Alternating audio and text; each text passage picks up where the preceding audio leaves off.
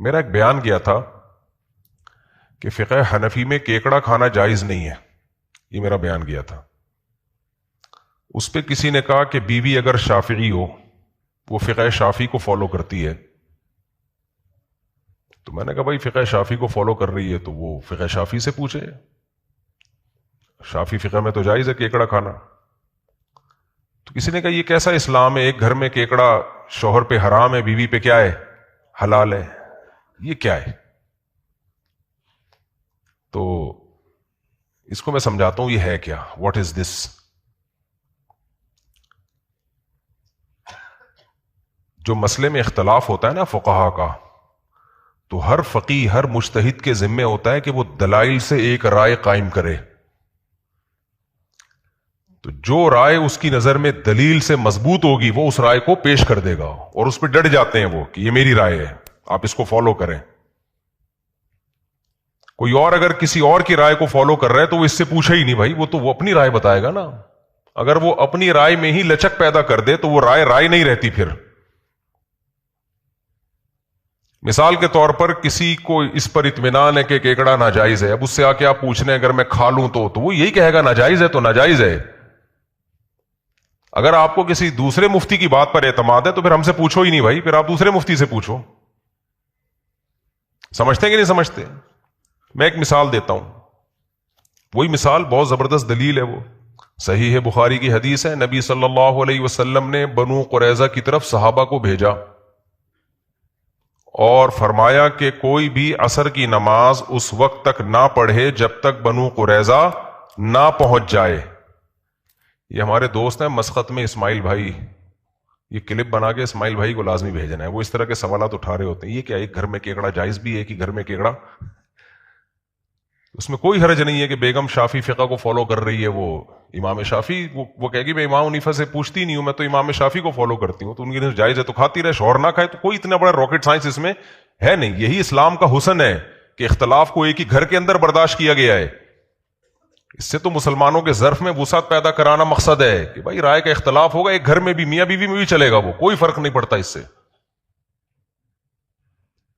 میری بیگم کھاتی ہے جھینگا، میں نہیں کھاتا، میں کہتا ہوں میں نہیں کھاتا، میں اس کو جائز نہیں سمجھتا، ہماری گھر والی کھاتی ہے ایک، باقی نہیں، تو ایک کھاتی ہے، تو کوئی بات نہیں، وہ کھا رہی ہے میں نہیں کھا رہا، اس میں کیا ہو گیا؟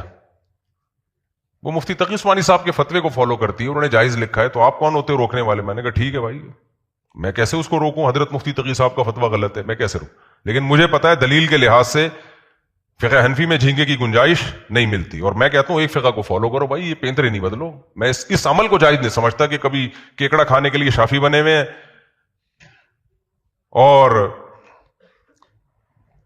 جب ادھر آسانی ملی تو حنفی بنے ہوئے ہیں، ادھر آسانی ملی تو مالکی بنے ہوئے ہیں، یہ جائز نہیں ہے، اس کو کسی نے بھی جائز نہیں لکھا ہے۔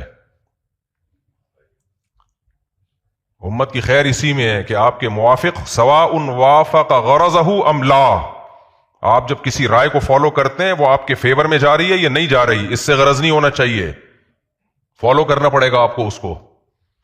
اسماعیل بھائی نے ایک دفعہ سوال پوچھا تھا مجھ سے، مسقط والے، وہ بیچارے سعودیوں میں رہ کے نا عجیب سے ہو گئے ہیں نہ حنفی رہے ہیں نہ سلفی رہے ہیں، عجیب سی چیز بنتے جا رہے ہیں۔ میں ان سے کہہ رہا ہوں آپ تو ٹھیک ہو، آپ کی اولاد کا کیا ہوگا؟ آپ تو ٹھیک ہو، آپ کے بچے ایک اسٹیپ اور آگے جائیں گے، پھر ان کے بچے 2 اسٹیپ اور آگے۔ دیکھو ہم 600 سال سے اگر حنفی ہیں تو 600 سال سے ایک ہی ٹریک پہ چلے آ رہے ہیں، 600 نہیں 1200 سال سے، اس میں تبدیلی نہیں ہے۔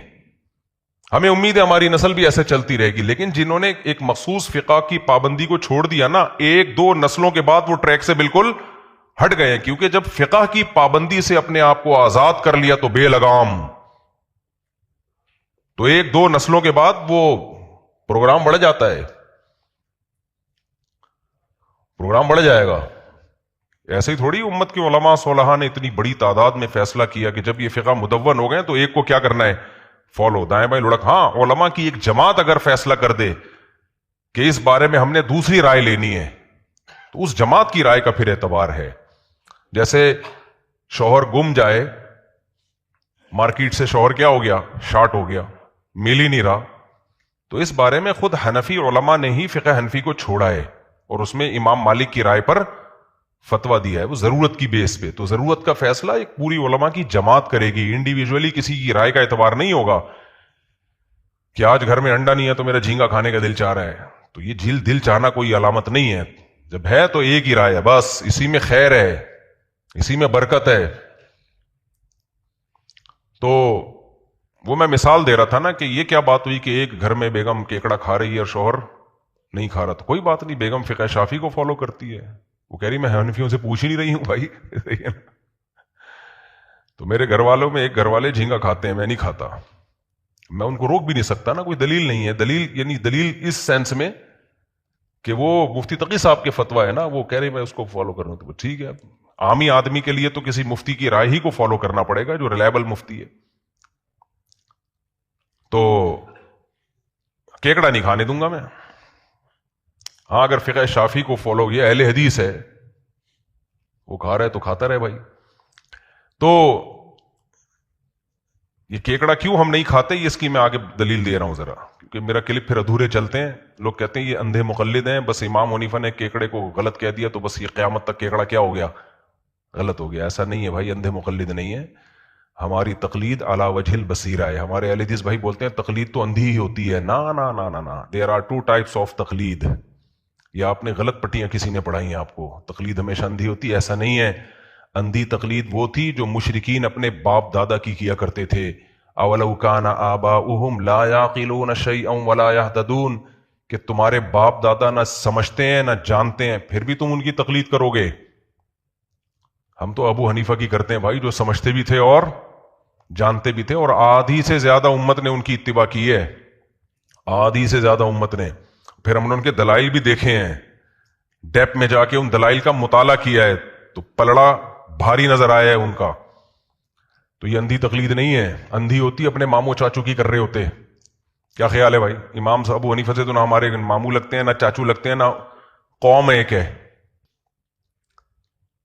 خیر، تو بنو قریظہ میں نبی صلی اللہ علیہ وسلم نے صحابہ کی جماعت بھیجی کہ عصر کی نماز کوئی اس وقت تک نہیں پڑھے گا جب تک بنو قریظہ نہ پہنچ جائے. سمجھ میں آ رہی ہے بات؟ اب حدیث میں کیا آ گیا؟ عصر کی نماز بیچ میں پڑھنا جائز نہیں ہے. اختلاف ہوا اب صحابہ جب راستے میں ہیں تو وہ قضا ہونے لگی نماز. اب صحابہ کرام کی رائے میں اختلاف ہو گیا. بعض نے کہا دیکھو نبی نے فرمایا تھا کہ بیچ میں عصر کی نماز نہیں پڑھنی. بعض نے کہا دیکھو نبی کو یہ تھوڑی علم تھا کہ راستے میں نماز ہی قضا ہو جائے گی، یہ تو اس صورت میں حکم تھا کہ ہم ٹائم پہ پہنچ تو جائیں نا، قضا کرنے کی اجازت کہاں سے ہوگی؟ حافظوا علی الصلاوات والصلاۃ الوسطی، قرآن کہتا ہے نمازوں کی حفاظت کرو، خصوصاً درمیانی نماز کی.